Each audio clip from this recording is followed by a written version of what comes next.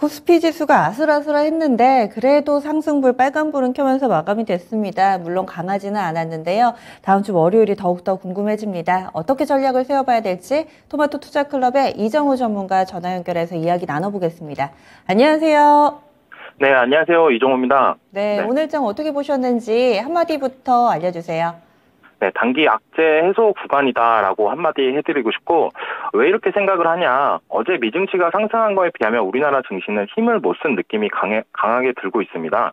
하지만 장 초반에 분위기는 좋았습니다. 단기 상승으로 인한 차익 실현 물량이 근데 장 막판으로 갈수록 좀 나왔고, 금요일이라는 점으로 인해 주말 동안 불안 심리가 나타나면서 음봉 마감을 했다라고 보고 있습니다. 하지만 한마디 말씀해드린 것처럼 단기 악재 해소 구간이다라고 말씀한 것처럼 잭스톤 미팅도 이제 슬슬 마무리되어 가는 모습세가 나오면서 이제는 9월 달에는 어느 정도 단기적인 악재들이 해소될 것으로 보이는데 그렇다라고 하더라도 9월 달에는 추석이 있다는 점 명심하시고 추석 부근에서는 보수적인 매매가 좋아 보입니다. 그리고 또한 9월 달에 FOMC도 있다는 점 보시면서 9월 초반까지는 약간 이 단기 악재 해소 구간을 좀 즐겼으면 좋겠다 말씀을 드리고 싶습니다. 아직 해소가 딱 됐다 이건 아니지만은 재료가 하나둘씩 노출이 되면서 부담스러웠던 부분들이 해소돼 가는 구간, 그래서 이렇게 오늘장 한마디를 주셨네요. 오늘 세부적으로 또 재료가 많았습니다. 체크포인트 몇 가지 정리해 주세요.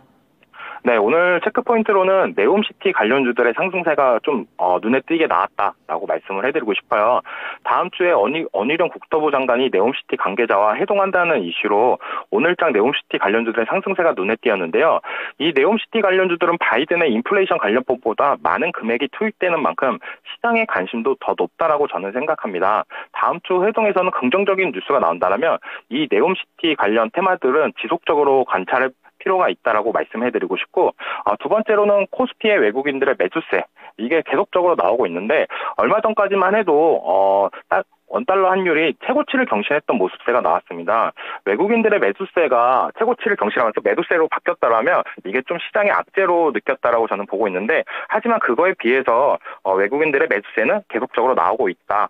그래서 어느 정도는 이 부분을 좀 신경 쓸 필요는 있겠지만 너무 간과할 필요는 없다라고 말씀해드리고 싶고, 가스 사료 관련주들의 상승세가 좀 나왔다라고 볼 수 있습니다. 이 종목들은 어떻게 보면 장이 꺾일 때 좀 가끔씩 이렇게 상승했던 모습세가 나왔는데, 가스 사료 관련주들은 약간 눌림목일 때 들어가서 어느 정도 수익을 보고 나오시는 이런 부분이 좋지, 무작정 오른다라고 해서 무작정 따라간다라면 큰 손실이 나올 수도 있다라고 저는 생각을 하고 있고, 지금 같은 경우에 가스 같은 경우는 다음 주에 있을 일정도 있기 때문에 좀 지속적으로 관찰할 필요는 있다라고 말씀을 해드리고 싶습니다.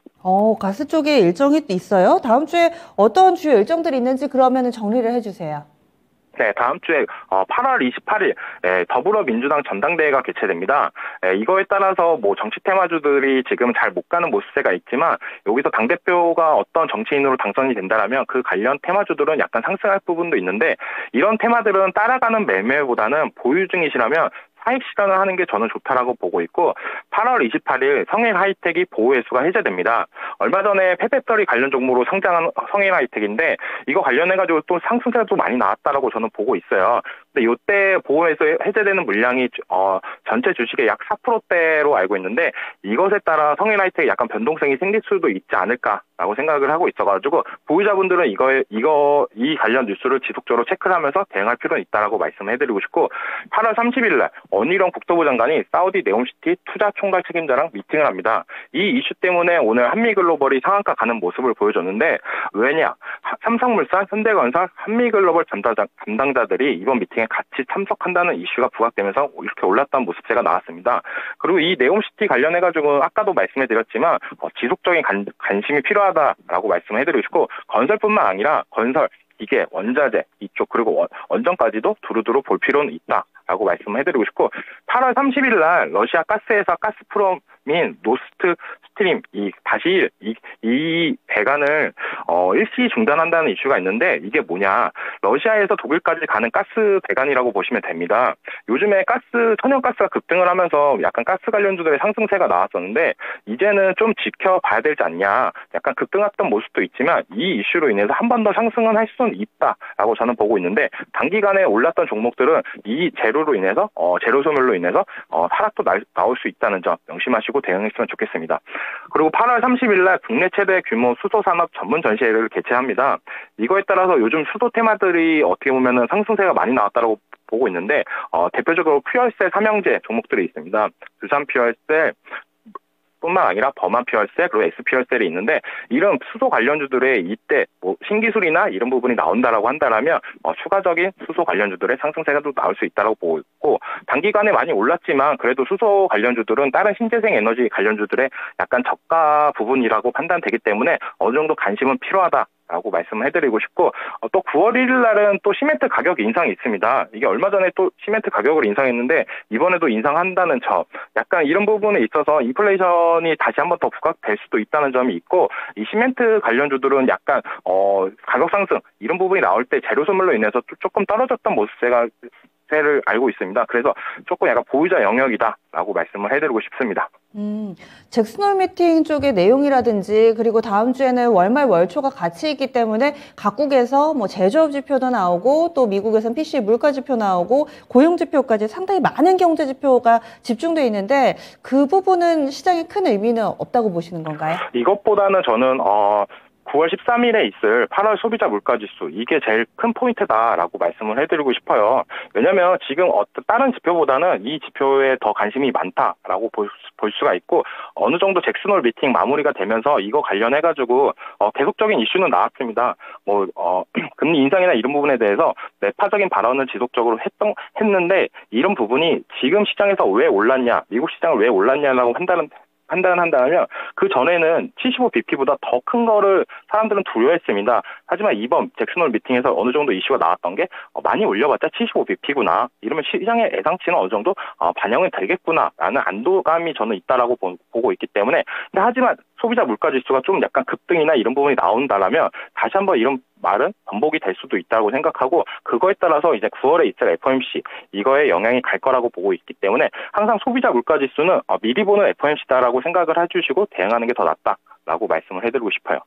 잭슨홀 미팅 관련해서는 워낙에 좀 보수적인 시나리오가 이미 시장에 한 차례 타격을 줬기 때문에 이 부분은 좀 무난하게 반영이 되고, 그리고 또 9월 중순에 있을 FOMC가 더 중요하다, 시선을 좀 일찌감치 9월 중순으로 옮겨주셨네요. 그리고 또 개별 일정에서 투자 아이디어 많이 찾아주셨는데, 그러면 다음 주 투자 전략도 이런 모멘텀 플레이가 더 좋다, 이렇게 보시는 건지 전체적인 절대 전략 알려주세요.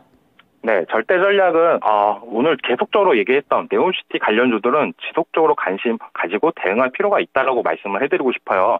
이 이슈가 단기간 끝날 이슈가 아니라, 이렇게 어떻게 본다면 국토부 장관이 네옴시티 담당자까지 만나서 이거에 열정과 이런 성의를 보이는 부분이 있다라면, 나라에서 정책적인 부분이나 이런 부분을 많이 신경 쓰고 있다라고 저는 생각을 하고 있기 때문에 이 부분은 계속적인 이슈가 될 것 같고, 이번에도 이집트 원전 수주권이 있었잖아요. 이런 부분 관련해가지고 지금 어떻게 본다면 제일 걱정되는 건 경기 침체입니다. 이 경기 침체를 가장 해소할 수 있는 부분은 저는 어떻게 본다면 건설주들이 어느 정도 올라주고 건설 관련 수주들이 계속적으로 나와줘야 경기 침체나 이런 부분을 해소할 수 있다라고 보고 있기 때문에, 이 부분 관련해가지고 나라에서 정책적으로나 많은 신경을 쓸 수가 있다라고 저는 보고 있고, 이거에 따라서 지속적으로 네옴시티 관련주들의 관심은 필요하다라고 말씀을 해드리고 싶습니다.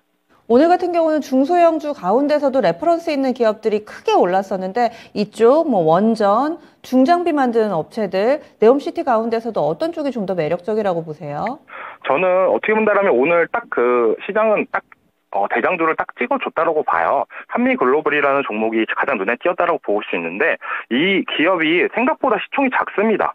네, 그만큼 어떻게 본다면 시장에서 저평가를 받았다라고 생각할 수 있는 시총인데요. 약 1,500억 정도였어요, 어제까지만 해도. 근데 오늘 상한가를 가면서 거의 2,000억까지도 올라갔던 모습세가 나왔는데, 이런 부분을 봤을 때 이 종목은 요즘 시장의 트렌드인 약간 정급전 돌파하고 지속적으로 갔던 모습, 세들의 종목들이 많다라고 저는 생각을 하고 있기 때문에, 이 한미글로벌 주축으로 해서 다른 중소형주, 히림, 유신 이런 종목들도 어느 정도 상승세는 나올 거다라고 말씀을 해드리고 싶고, 하지만 그래도 여기서 가장 대장주는 저는 현대건설을 탑픽으로 꼽고 있습니다. 이 현대건설을 보자면은 어느 정도 원전 사업도 진행을 하고 있고 건설 사업도 진행을 하면서, 이런 부분에 있어서 어떻게 보면 가장 중심이 될 수 있는 종목이다라고 말씀을 해드리고 싶습니다. 네, 알겠습니다. 다음 주에도 네옴시티 꼭 기억해서요, 관련된 종목군들 챙겨보겠습니다. 고맙습니다. 네, 수고하세요. 네. 이정우 전문가의 절대 전략 들어봤습니다. 굉장히 명확하죠. 네옴시티 모멘텀이 조금 더 강화되고 길게 이어질 거다 의견 주시네요. 그리고 오늘 금요일입니다. 미스터 진단이 있는데요. 저녁에 금산 전문가, 유세벽 전문가가 함께 여러분들의 고민을 해결해드리는 시간 갖습니다. 02-2128-3388번으로 지금 바로 전화 주시면은 종목 진단 신청하실 수 있습니다.